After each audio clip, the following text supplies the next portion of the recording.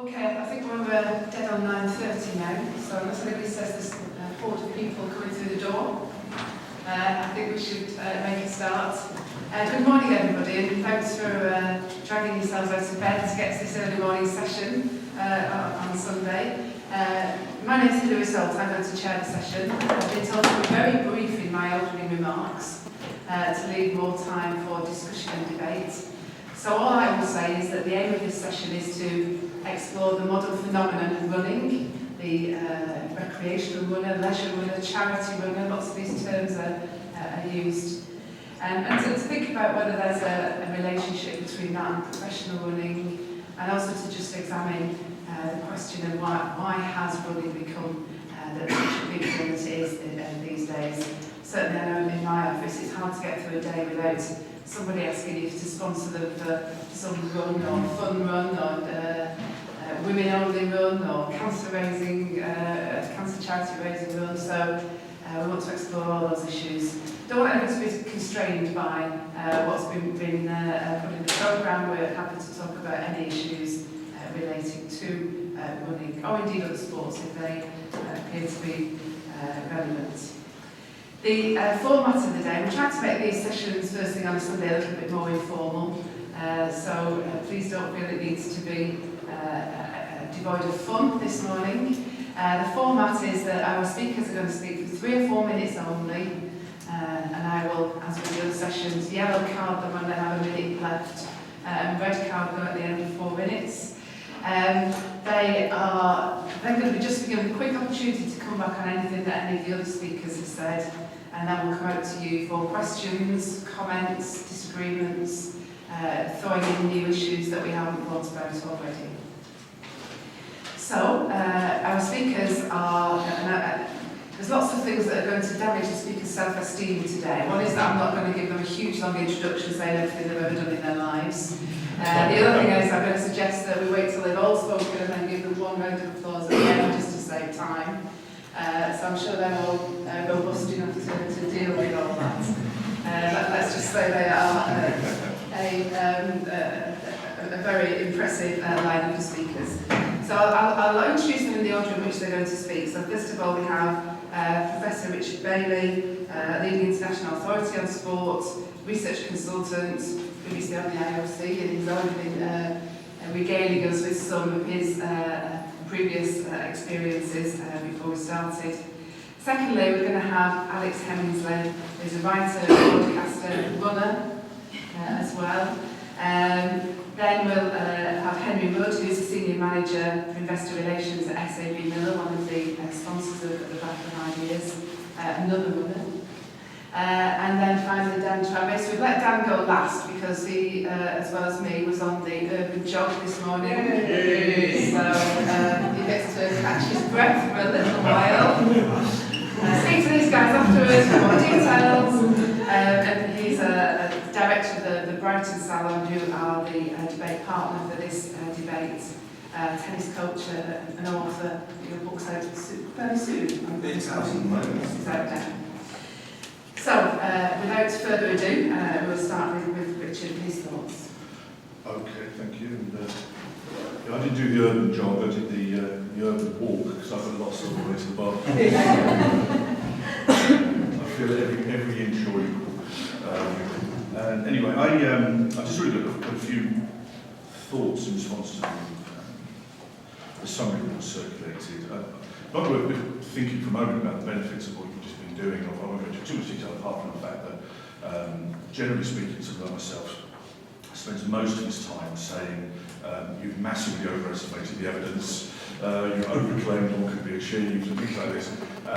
With regards to running, I think of any long, slow distance events, we can say with some confidence that it has a significant effect on people's cardiovascular health, obesity, bone health. There's recent evidence on the relationship between regular running and reduction of management of mental illness.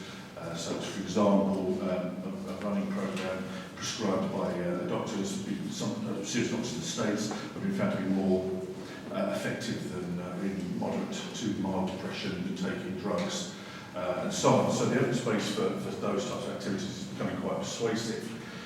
What's interesting is the evidence base for things like sports and competitive activities are different. They seem to develop different types of expertise and competencies and things like that. So to some extent, the way that some of the discussions have been going in the newspapers and things about running is unhelpful, because it's presenting it as an either or, and in fact in terms of participation that does seem to be the case. I don't believe there is a rise in the popularity of running. I think there's a transfer from one type of context to another. Certainly there's not a significant increase in physical activity in adults, none at all.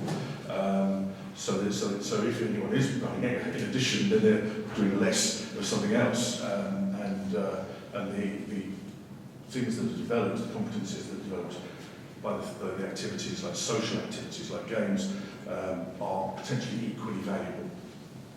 As I say, I'm not completely convinced there's this massive rise. There's a phenomenon of role models is hugely complicated, but I think we can say with some confidence that John Bishop and Jessica Ennis are not role models for people's participation in sport. No, I think they're delicious and lovely and marvellous. Don't get me wrong. I mean, I'm quite regularly propose to Jessica Ennis on Twitter, but she doesn't seem to respond. But the reality is that people who inspire people to engage in regular physical activity are people like us, who can do. So we look at people and think, it seems to be the case, if they can do it, I can do it. Mo Farah becomes kind of interesting for certain communities because it's atypical of Olympic success. But the reality is just because we see running on television or the Olympics, we should not in any way conclude that will increase physical activity or running or anything at all. And even if, it's slightly comical when people say, such and such on the news recently, such and such bowls club has said they cannot deal with the new members after the Olympics. You think, yeah, but tennis clubs say that after Wimbledon every single year. Amoeba learn quicker than national sports organisations. And also know that if you want to increase physical activity, you have to change the physical environment. And as a matter of fact, the government has done virtually nothing to change the environment to make it more athletic or running friendly. Within the context of Western Europe, we're well pulling towards the bottom of activity-friendly spaces for environment and things like this. And if you seriously want to change people's participation, it really is an environmental issue as much as a kind of psychological issue. Right, we give my little insights. I'd say last comment I had was regard to running. It just struck me as kind of interesting that running is this twilight activity in UK physical activity. We have a massively centralised sports system in the United Kingdom. You wouldn't believe, if we've got hours, I'll run through the national sports bodies in this country, and I will miss some out, but I cannot tell you who's in charge. And I've started to envisage a novel now where you've got a huge centralised state with no centre.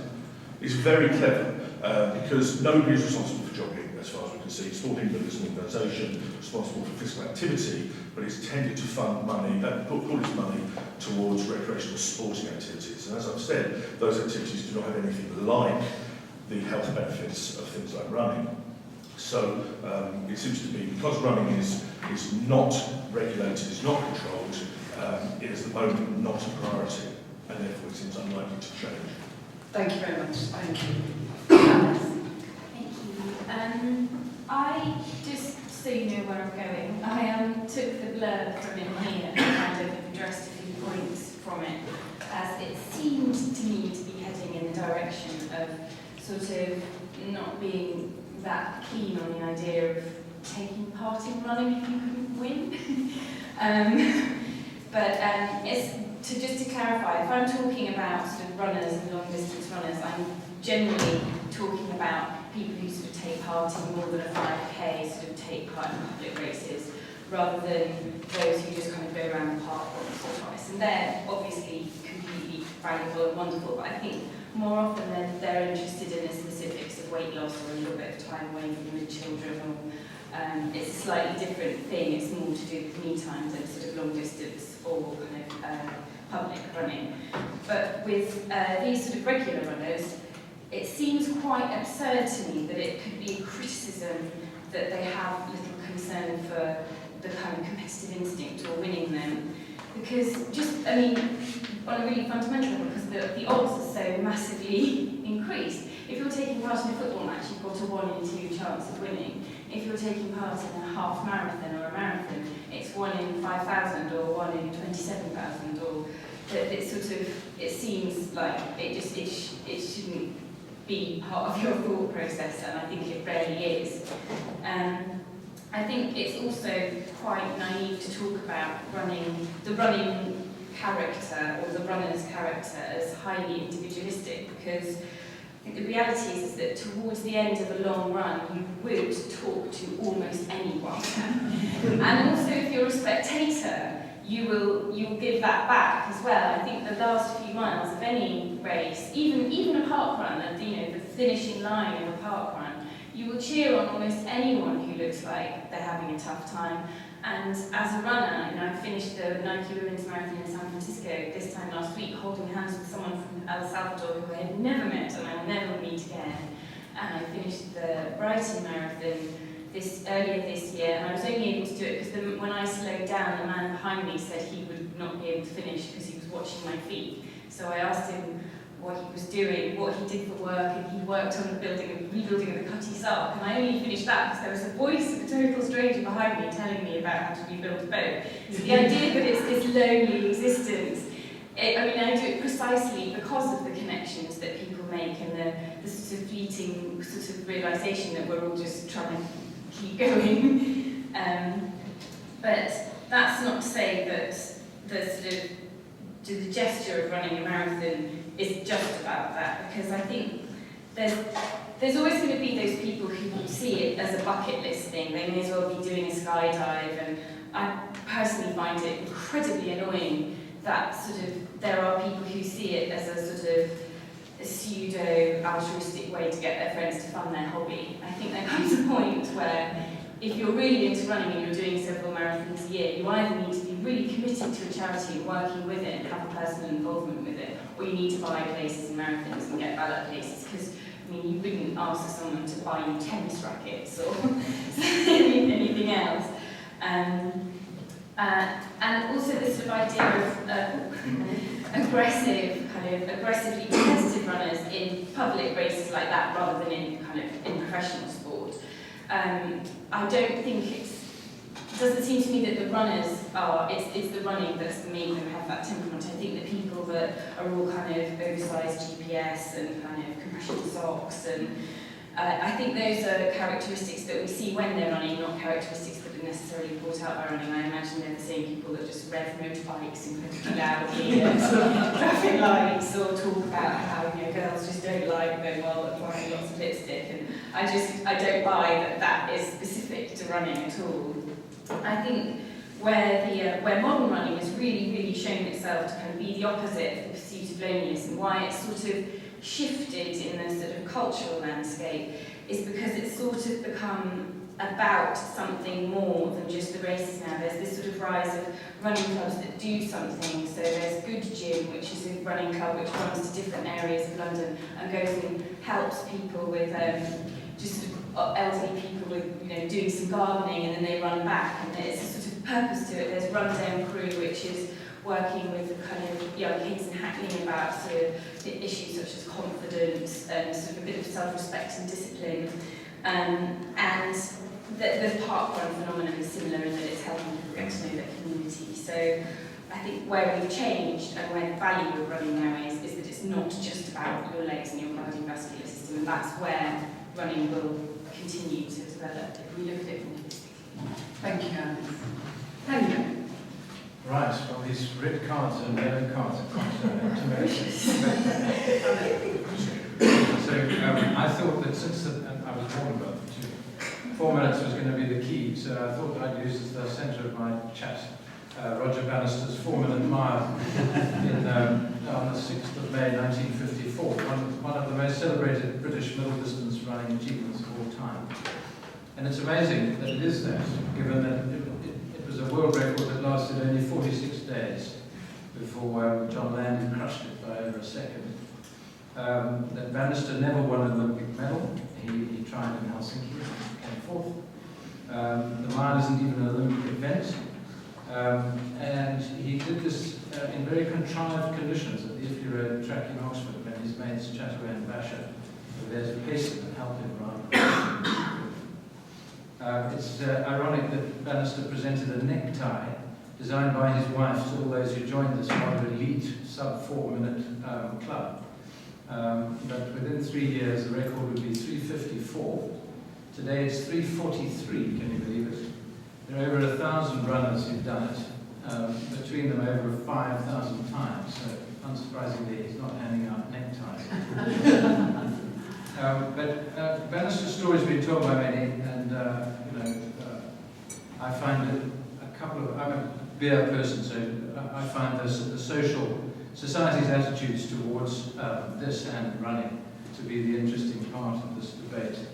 And firstly, in the case of Bannister, I think what's interesting and different about his age to our age is that it was under a strict code of amateurism, which is rather, is a hobby rather than a proper sport. Well, in those days, it was very much about a hobby and amateurism. In fact, there was more demonizing of anything deemed to be professional in athletics in those days, as there is about using substances to enhance your performance these days, which makes me wonder whether the whole drug debate is going to dissipate in the same way. We have a famous medical scientist, Tim Noakes, who's written a tome on running, the definitive one, or the original one as well as now, The Law of Running. And I've heard him say that he thinks that the battle against performance-enhancing drugs is all but lost, largely because of the massive funding differential between the poachers and the gamekeepers. And I find that interesting.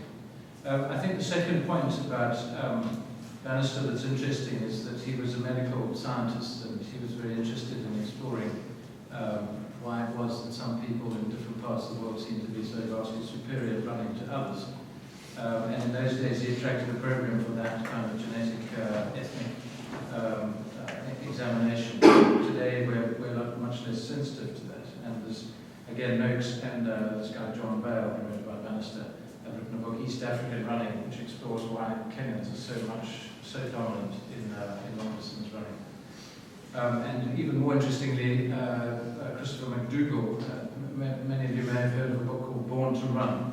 It's about the extraordinary ultramarathon running capabilities of the Tarahumara Mexicans in Mexico. The third thought that I had about Bannister was about heroism and the need in 1954 for heroes. And it probably explains why it is so famous today. This same John Bale has written a book called Post-Olympianism, when he predicted that actually society would get fed up with this desire for winning and elitism in sport. And it would have its day. I think London 2012 has pushed that thought a long way away. But the central question of this debate is whether running is for everyone. And as Chris McDougall points out in his book, Born to Run, our ability to run really defines our humanity. Human beings can outrun any other mammal. It's one of the reasons why we've been so successful as a species. So no one in our society should be compelled to run in our day and age.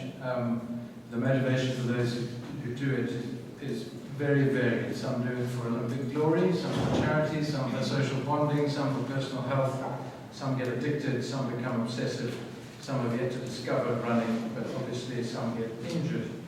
It remains one of the least interfered with civil liberties. And so far the medical fraternity hasn't come up with a morally defensible reason why this simple pleasure should be demonized and then handed over to the exchequer for excessive taxing. They twisted their logic to charge extortionate taxes on the ancient ritual of having an innocent beer at the pub with a few mates. So look out, running may be next. Thank you. And finally, thank you. I've been looking at the running phenomenon in the UK for several years now, and my research is it's thrown up something very strange, something very odd happened. I'd say around 1981. So if we go back to the start of the London Marathon with the much beleaguered Jimmy Savile, I also remember that Peter Duncan from Blue Peter as well, struggling just before he hit the wall at the end there. And we were watching this thing, we were about 10 at the time. Oh, where's Peter Duncan? Is he going to finish? You know, it was all played out there. And I think at that time, looking back on it, you could see that really that was the last we saw of the jogger. He had a very brief period at the end of the 70s, early 80s. And out he went, very ill-prepared. And then we had kind of like the gun sound in Greenwich, and off everyone went. Massive, ill-prepared, under-rehearsed runners. And yeah, they paid the price. And you know, as 10-year-olds, we were watching them stabbing at the end. You know, the injury list at the end of that race was quite frightening. Fast forward to 1986, and we've got, I think, the advent really of the end of the jogger, and something very new happens. 86, we have the Run the World Sport Aid. And this is the first time we see the mark of the modern runner. And that is quantity, number, right? If they do anything, if the modern runner does anything, they do it in number. And I think there's a reason for that. Competition, or competitive the races that really made up the diet of running up until, I'd say, the early 80s, when the amount of competitions and races available contracted. That was replaced by fun running and the non-competitive and what I would say very individuated experiences that the modern jogger, or modern runner now has. And I think, well, I looked at it a little bit more, and after survey of going around the parks. I live in Brighton. We have very big, it's called the Hove Park races. It's huge. But what you notice here, when you're speaking to people and actually doing a run, is that they're not racing. No one is racing. So they're turning up their dogs for their own. So it's almost kind of like dare to say, it's actually quite antisocial in a way that the competition wasn't. We have this peculiar contradiction that masses and masses are running, they're competing more and more often. There's this huge quantity of runners who are doing it at the same time, I'd say, that what they're actually doing when competition is removed is something very individuating. That's fine, I don't have a problem with that. I did 5K this morning and thoroughly enjoyed myself. That's fine. But I would also assert that at the end of this process, we've got, throughout the 90s, the elite kind of like just disappeared from running, right? It pretty much contracted to just one or two runners from the high points of Ovett, Cran, etc. Winning golds year in, year out. But what was happening was the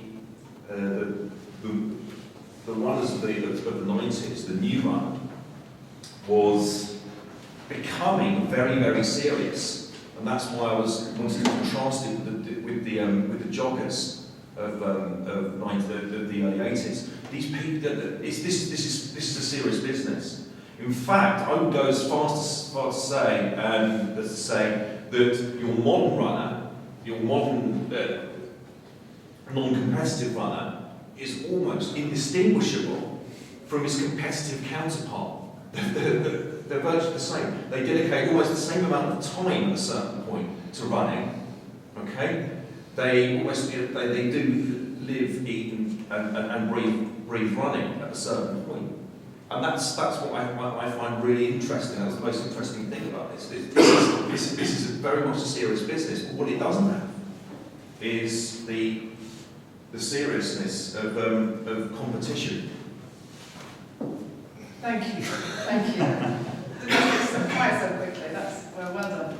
Okay, so do any of the speakers want to come back quickly on anything that's been said by the other speakers before we go on to the floor? Alex? I'm just completely fascinated by Dan's. Oh, sorry. And Dan's, because I do the Hove Park Run as well, and precisely the reason I do it is because I find it social. The idea that you find that the people not racing antisocial is exactly the reason why I think a huge number of those people are there, is because, especially women, I think the chance of women turning up to do sort of track and field, not knowing anyone, at 9 o'clock on Saturday morning is incredibly slim, especially for novice runners, which I think parkrun really welcomes. And also, I mean, I can't speak for other parkruns because I haven't done them, but I find it an extraordinarily warm, welcoming social environment. I'm kind of almost evangelical about how much it's done for my kind of just knowing my community better, just knowing people in the coffee shop because I see them from the run. I think that's it's extraordinary to me that you can see it as less social. That's good. You have a controversy. That's interesting. Henry, Richard? Well, I would say, humans are complex and people are motivated for different reasons, but we've got a fairly good idea about why people engage in physical activity regularly, and this is fairly consistent throughout for ages. Social experiences is always in the top 2 or 3 as the motivations why people do this. And I'm sure there are, well, I don't know, there are individuals who can't bear to speak to people on their run and things like this, but I thought they were the exception. I think there's a more interesting angle, which is the extent to which this kind of social running has replaced competitive sport as an acceptable way of keeping physically fit and things like that. I mean, basically, health is a very poor motivator. Despite all the evidence, we all think we're immortal, one level or another. Whereas socialisation, fun, learning new skills, learning new ways of interacting with other people seem to be much more sustainable as motivators for doing these activities. Which to me would suggest that's where maybe policy should be looking. Okay. I'd say I disagree with you because I think health is the motivation for running now. That's what people say it is, but it's not the reason they sustain doing it over time. Because the evidence would suggest that health is the reason why people go to it in the first place. Besides That's the hook. but it's the health motivation is eventually unsustainable. Yeah. You have Eddie Izzard is the example. 46 marathons in a row. He's doomed to quantity, if you like. You have to up and up and up and up the ante. That's what I mean by quantity. Okay, wait. Just lots of people want to speak. Anything quickly? No. Okay. Questions, points to the floor, please. Have we got a microphone somewhere here? Yes. I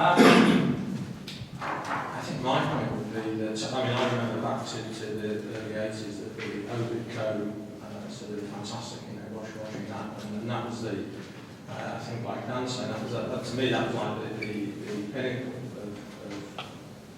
of watching running as in Britain, it was a great atmosphere I don't know, it was the summer of 1980, but watching them compete and then ending up with the Olympics. I think really it's a question of seeing this period from that time up until now, but we can see also there's been a decline in competitive sports. What I mean by that is for instance, say I'm still playing squash, for instance, which took off in the 80s, early 80s, but that has been in decline for that period. And it seems that there's something, what is it that people don't like about squash? Well, it obviously is the competitive aspect of it that people don't like. 1-to-1, there's one winner, there's one loser, and that's purely the motivation that, because even if you're good, you probably drop dead of a heart attack eventually. That's probably what I'll do, going on into your 50s. But the people I'm playing with are all the same. We're all that sort of age. So something has happened that I think you can see that, fine, there's more people participating in things, but equally there's been a decline in certain, the competitive aspect of sport. Okay, good point.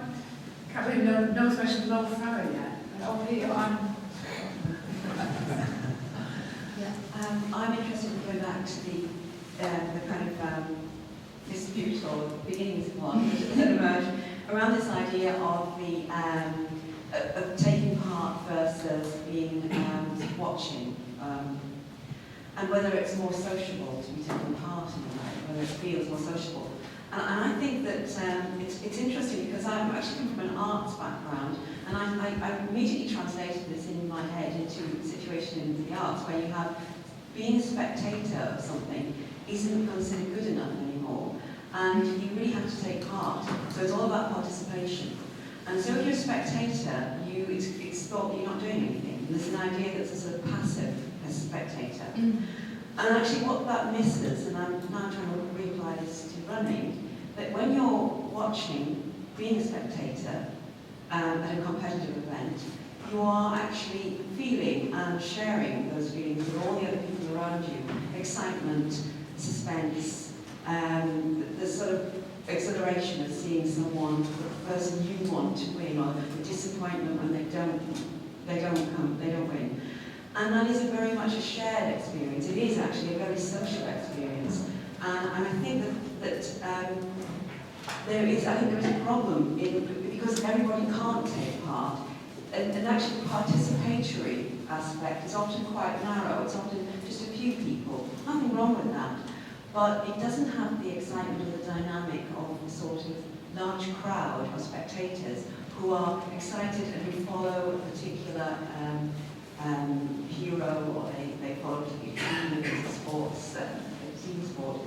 And I think that is, it's thought of as passive, and that's why we say it's more sociable to be in a little group of participants. But I actually think Dan's got a point, that was the point we're making, Dan, I'm not sure, that the being part of the spectator, part of the crowd, is actually a much less individuated experience. It's much more about the sharing. I'm here. It makes me think about what we mean when we talk about being social. I think that's kind of one of the things that's underneath this. So that if you I'm one of these millions of people who are hopelessly overweight and go running inconsistently, mostly to display it with my Nike app on Facebook. So it's kind of there's a whole lot of kind of peculiar phenomena about the character in which we engage in our recreational social life, how we relate to other individuals today. And I think that the jogging phenomenon has many of those kind of trivial changes in the way that we socialise that are kind of features of it. Something exceptional, we're all kind of part of it. But I just wonder, so this is I'm exploring here, I don't know, but I just wonder, it strikes me that there's different senses in which we are social. So when we go to work, for example, and we produce, things in society, then we become part of society. We're social. But what's going on is quite profound. We don't simply mean, having a chat with our friends and family. So it's social in a different sense. And it strikes me that scientific discovery too is something which is social in a more profound way than interpersonal. I wonder if great art is the same. And so I just wonder if there's a route to this about trying to sort out what we mean by the social indifference, using it in different senses. If all it was to participate in society was to feel good with your friends, then the Olympics was something really different than that. Oh, are you?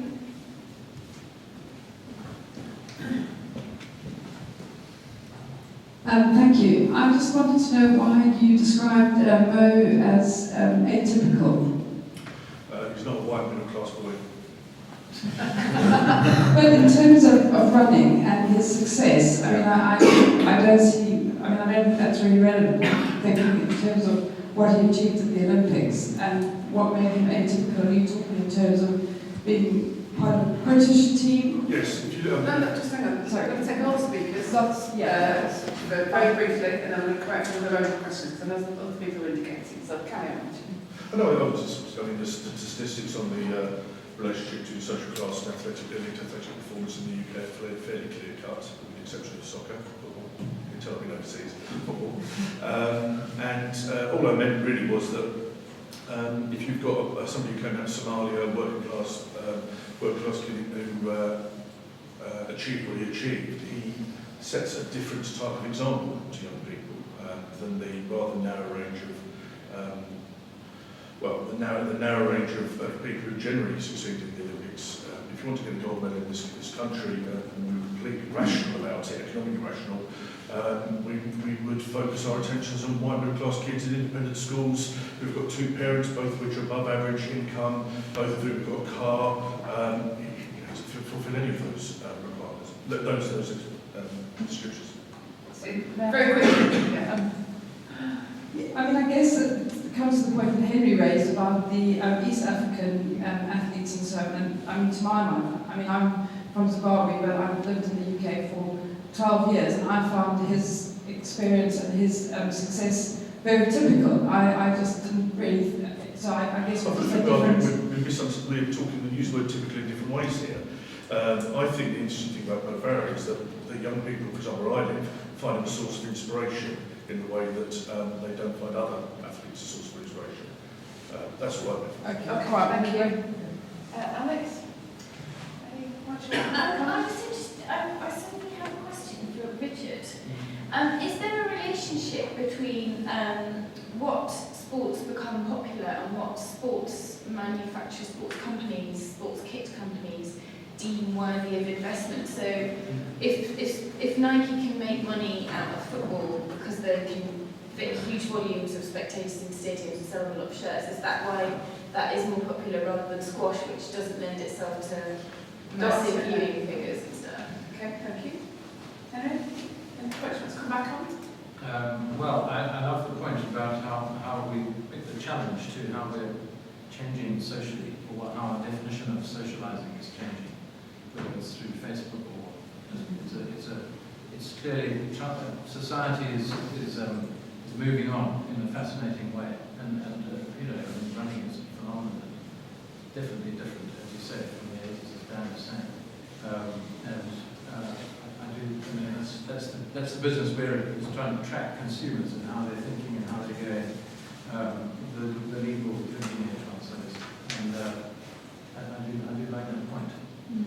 Dan? Yeah, I think one of the explanations I give for this huge increase in non-competitive violence was because the competitive element was removed.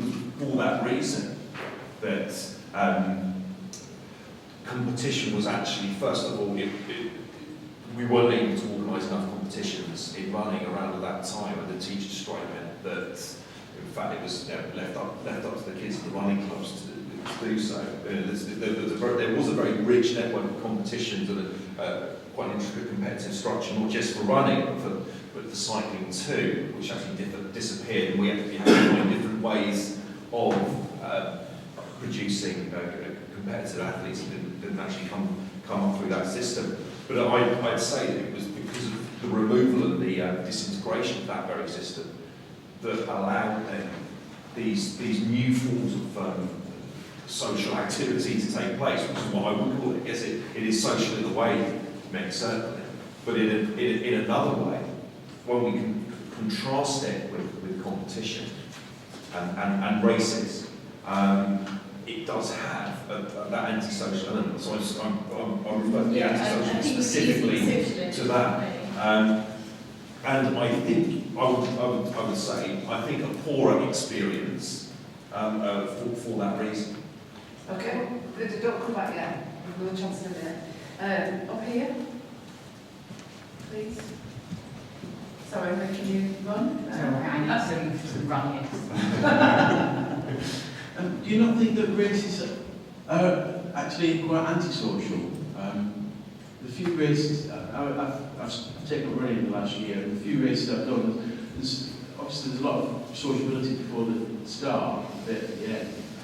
But if you're actually racing, it's just kind of you on your own, no matter how many other people are running. And there's a moment in the run where, you're just totally absorbed by the physical nature of your own body, and it's just kind of what remains of your mind and how heavy the body has become. And if someone starts to talk to you, you ignore them. The crowd doesn't really pull you along if there is a crowd. They're kind of quite peripheral to your thoughts. And I think that's an element that I find quite attractive. And there's no logic in jogging and then running and then racing. But it's quite objective.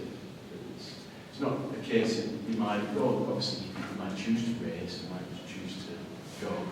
But there's a logic that you're ignoring if you don't follow it through. It's like cars invented. I mean, sooner or later you get Formula One and racing cars. There's a kind of link there that I think it'd be foolish to ignore. And the question is, why do so many people now start jogging and then just kind of refuse to take that those final few steps? We're short of time, actually. Is there anybody else who wants to speak? the panel will all get another chance to speak, don't worry. Anybody else from the floor? At the back here. Thanks.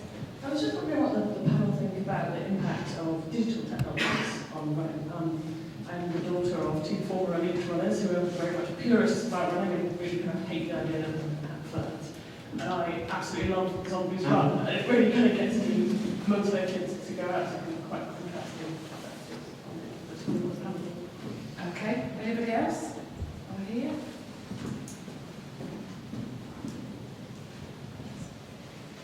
Yeah, it's just a quick one, sort of in relation to different ways that we socialise now. And perhaps this isn't so related to competitive running, but for me, I actually almost run so that I can be more social the rest of my life, because it gives me that, it gives me that immediate physical and mental feeling of health. And so I guess that's kind of one motivation for me as well. Okay, thank you. That's Nick. It's only just to clarify what I was trying to suggest. What I was trying to suggest is that sometimes, things that we do on our own when we sweat in isolation are profoundly social because of what we achieve, and it's a contribution to society. And in society, what you produce is a really big deal. And I just wondered whether that you might say that that's true of competitive sport. So elite sport is social. I'm trying to make a distinction between that and how we socialise, how we get on with our friends and how we rub up and Okay, at the back. And then I'm going to take the speakers. Sorry, I've only just arrived in this session, but I'm a very keen runner. I just wanted to say, digital technology, I absolutely cannot run with any, I'm like your parents, in the zone, I can't run with watch, Garmin, I can't run with music, everything awful. However, the Twitter community of runners is fantastic.